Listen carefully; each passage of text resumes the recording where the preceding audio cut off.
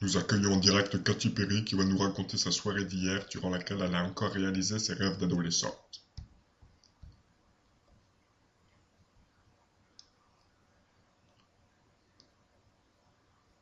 Oh, excusez-moi, je suis complètement défoncé là. On pourrait le reporter à demain? Non? D'accord. Alors je me rends à la soirée privée organisée par Paris Hilton. Je n'étais pas invité parce que la dernière fois ça avait mal tourné. Oussama avait débarqué à l'improviste comme d'hab. Il a tout fait péter parce qu'il voulait que cette soirée pète le feu. Et moi j'avais déposé le petit ami de Paris Hilton dans mon pick-up par inadvertance. Je l'ai confondu avec mon copain, mais bon, on était tous bourrés. Mais Paris l'a mal pris et a coupé le contact avec moi, donc je continue mon histoire. Alors en tenue de camouflage, je m'infiltre dans le jardin et je me place devant une porte située à l'extrémité arrière droite de la demeure. À ce moment-là, je crochette la porte avec mon fil dentaire. Je pique une tenue de soirée à Paris en passant devant sa chambre, je l'enfile et me jette dans la foule. Je fais la bise à mes copines, apparemment désagréablement surprises de me voir ici. Il y avait Vanessa Paradis, Angelina Jolie, Ruby, Zaya, Jessica Alba, complètement déchirées elles aussi. Après, je me fais plein de mecs que je connais pas. J'avais trop bu, donc j'avais plus toute ma tête. Par conséquent, je me suis retrouvé dans des situations cocasses, à mon insu, bien sûr. Après, je tombe sur un chef d'État. Je commence à le draguer, à le masser, mais je me prends un vent mémorable. Sa bouche me décoche. Casse-toi, pauvre conne, tu me salis. Il est reparti dans les bras d'une dénommée Carla.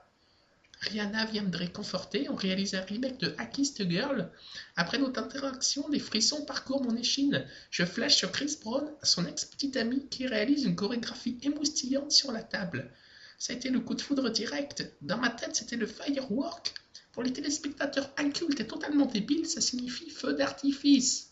Vous vous demandez comment je l'ai dragué? Ah ah ah, mes stratégies sont plus efficaces que Domenech, mais cherche pas, je vais pas te donner, mec. Hihihihi. Spéciale dédicace aux Français. Hihihihi. Non, je rigole. Hihihi. Vous savez ce que c'est quand on boit beaucoup, qu'on se drogue? Après, on s'ouvre à tout le monde. On est tous dans l'ambiance, vous voyez? D'ailleurs, j'en place une pour mon pote de la rue. Je te remercie de m'avoir mis en contact avec Toufik, ton dealer. T'avais raison, c'est de la bonne. Et pour pas cher, il t'enfile des tonnes.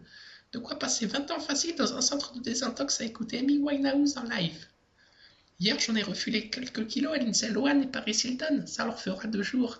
Ensuite, c'est parti en freestyle. Il me rue de coups. Il m'assène un coup de hache sur la jambe droite et j'en passe. Mais bon, c'était pas de sa faute. Faut savoir que l'alcool le rend violent. D'ailleurs, je vais vous laisser parce qu'il est assez possessif, donc il doit m'attendre dans le couloir. Il a dû emmener une batte de baseball ou une crosse de hockey.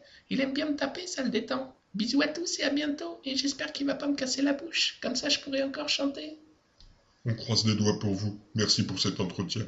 À la prochaine et bonne continuation.